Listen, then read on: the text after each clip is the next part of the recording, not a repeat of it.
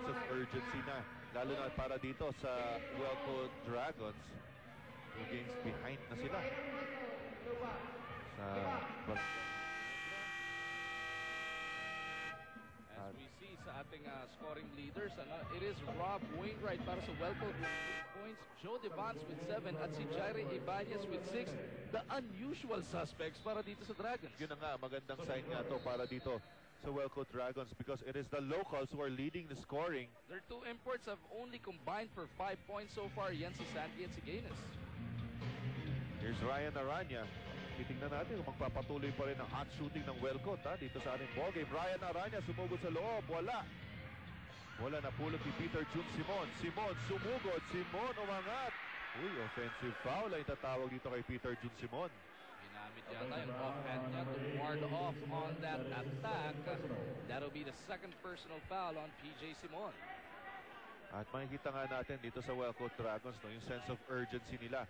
And this ball game, this is practically a must-win situation sa kanila. Nauubusan na sila ng games dito sa ating Fiesta Conference para makahabol. Isip, balik kay Aranya. Aranya to J.R. Reyes.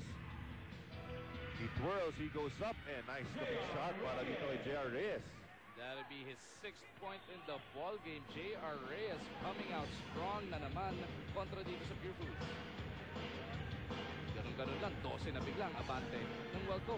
This is a nightmare of a start para naman dito sa Pure Foods PJ Giants. At napansin pa natin, Richard, Coach Ryan came out with his strongest offensive 5, pero dito natambakan na sila ng 12. Both teams are playing all Filipino nga po dito sa ating second quarter. Nakaagaw dito ang Pure Foods. Peter Jun Simon will not be denied this time around, chalking up his 6th point in this matchup. Ito na si Bagyon. Bagyon for Reyes. Reyes ngayon takes it out. Aranya 4 seconds to shoot, kaya tinira na yan ni Froilan Bagyon. Namuwersa na lang si Froilan Bagyon doon. Kaharap nila yung man-to-man defense na ng Pure Foods. Mukhang dahil sa hot shooting ng Welco, nag-adjust na talaga si Coach Ryan. There's Richard Yee. Balik kay Peter Jun Simon. Working against Bagyon. Had to kick it out. Richard Yee. Working against Mark Isip. Yee. Wala ko ng left-handed layup.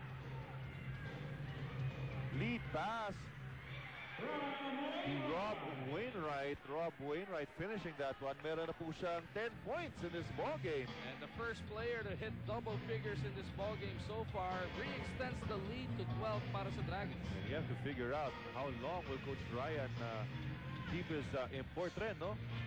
On the bench. Wala rin dyan si James Yap sa loob. Yung dalawang import ni Coach Ryan, si Olive at si James Yap. After scoring 5 early points, medyo nanlamig late in that first quarter as we take a look at Froilan Bagyon, who looks like he's shaken up.